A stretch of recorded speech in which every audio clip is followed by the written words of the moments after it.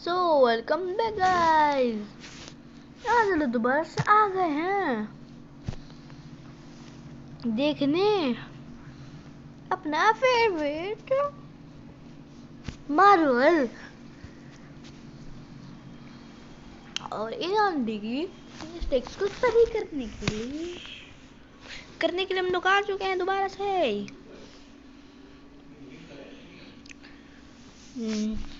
और हाँ, मेलिकेट ने कहा था गाइस हम लोग वीडियो स्टार्ट करते हैं। Let's see. जब ऐसा टाइम और हाँ, मैं इसके 3 पार्ट से बना सकता हूँ और इतना याद रखो चाहे जो भी पार्ट हो आखिरी पार्ट के अंदर फिर रिवील होगा आएगा तो वो भी लौट आएगा, तो तुम्हें होश रहना होगा। उधर जमीन पर हम जेन फॉस्टर और उसके असिस्टेंट को देखते हैं जो कि इसी टॉपिक पर बात कर रहे होते हैं कि क्या ऐसे पोर्टल्स वाकई होते हैं। तो उनको पता चलता है कि यहाँ पर एक अबेंडन बिल्डिंग है। ये सस्पेंस होने लगता है कि यहाँ पे कोई क्यों नहीं जाता। चलो हम चलते हैं, लेकिन वहाँ पर जाना इनकी गलती होती है क्योंकि वहाँ पर कुछ ऐसे पोर्टल्स थे कि उसमें कोई भी ऑब्जेक्ट डाला जाए, चाहे वो इंसान हो, वो गायब हो जाता था, दुनिया के किसी दूसरे कोने में गिर जाता था। और जब जेन ऐसी पोर्टल को देख रही होती है तो वो भी पोर्टल के अंदर गिर जाती है। और पता है वो कहाँ पहुँचती है? सही है, पोर्टल में गिर गई माइटी थॉर।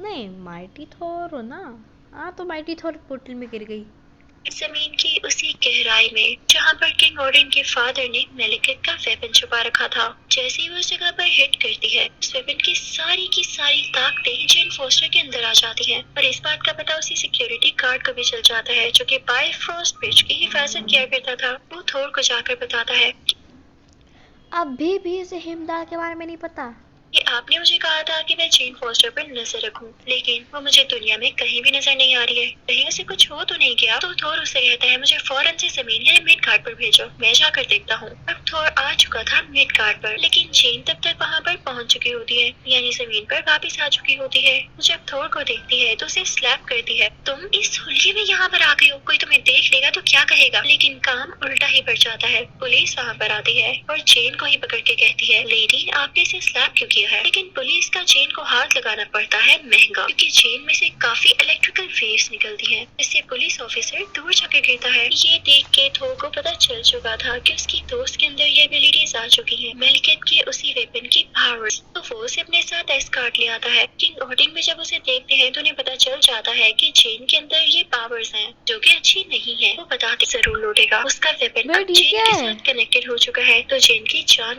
ओके कहीं यहाँ पे कुछ तो गड़बड़ हुई है, जान को भी खतरा है, इसका ख्याल रखना। और ऐसा ही होता है।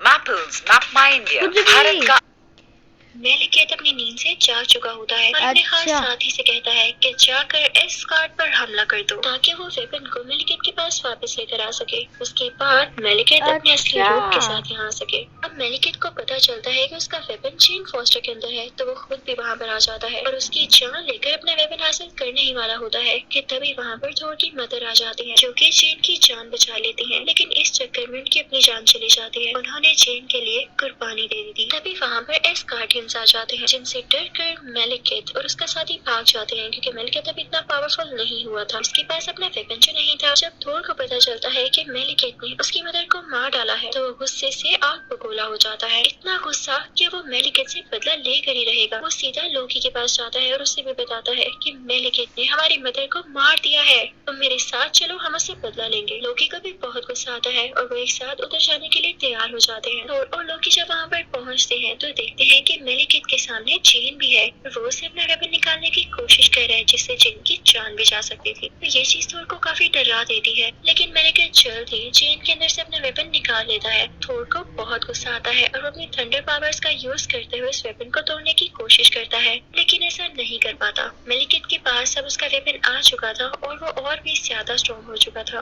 मेलिकेट अपनी स्पेसशिप लेके वहाँ से चला जाता है और कहता है कि मैं उस दिन यहाँ पर जरूर आऊंगा जब सब किंगडम्स एक साथ इकट्ठे हो जाएंगे। तभी हम देखते हैं कि मेलिकेट का वही खास साथी लोकी को काफी जख्मी कर देता है। यहाँ पर उसने थोर के लिए कुर्बानी दी होती है। हाँ ठीक है। सेक्रीफाइस किया होता है कि मेलिकेट का ये साथी उसे मार डाले और थोर यहाँ से चला जाए। अब जीन थोर को अपने साथ ले जाती है उसी पोर्टल के पास जिससे वो वापस दुनिया में जा सकते थे। वहाँ पर वो प्रोफेसर और अपनी असिस्टेंट से मिलती है। वहाँ पर प्रोफेसर बताते हैं कि अगर हम बिल्कुल सेंटर में चले जाएं, मेलिकेट को पूरे 9 किंगडम्स पर कब्जा करने से रोक सकते हैं। अब ये सब लोग निकल पड़ते हैं उसी जगह पर जहाँ पर मेलिकेट आने वाला था। के पास काफी अच्छे और एडवांस वेपन्स भी होते हैं कि मेलिकेट का मुकाबला करने में कोई कसर बाकी न रहे। जल्दी वहाँ पर मेलिकेट भी आ जाता है और तभी वहाँ एक और पोर्टल खुल जाता है जिसमें से होते हुए थोर और मेलिकेट कहीं और आ जाते हैं। लेकिन थोर को तभी आइडिया आता है। वो मेलिकेट का अपना स्पेसशिप उड़वाता है और मेलिकेट पर तेज मारता है जिससे उसकी डेथ हो जाती है। मेलिकेट अब नहीं रहा था जो बहुत बड़ा बन रहा था, वो अब कहाँ गया? ये लड़ाई अब खत्म हो चुकी थी। फिर थोर अपने फादर किंग ऑर्डिन के पास जाता है और उन्हें बताता है कि फादर, मैंने मेलिकेट को मार डाला है। किंग ऑर्डिन कहते हैं थोर, अब मैं तुम्हें कुछ भी हो रहा है यहाँ पे सच में। Useless factory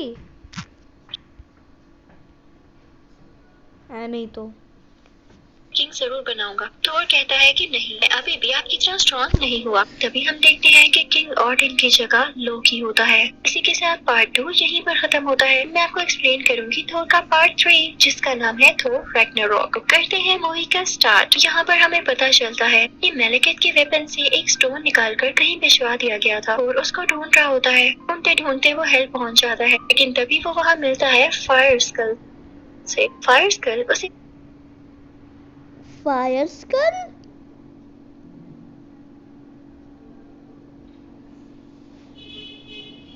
literally fire skull. Sir इस बंदे ने अपना नाम खुद बताया था, इसका नाम सर्टर फायर स्कल कहता है यार। लिटरली फायर स्कल कह रही है सर्टर जैसे ओवरपावर्ड बीइंग को।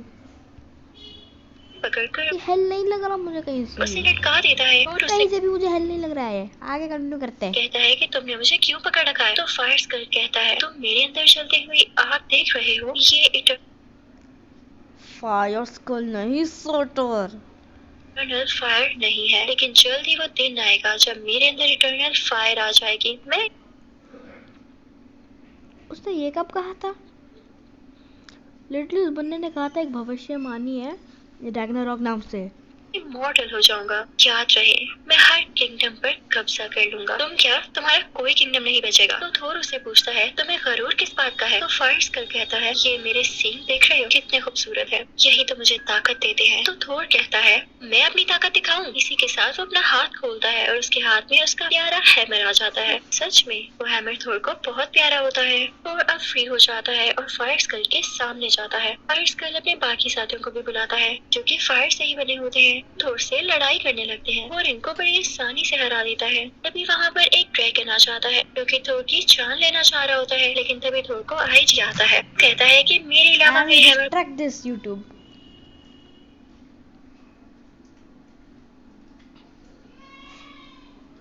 सोना नहीं, 4:45 हो रहा है।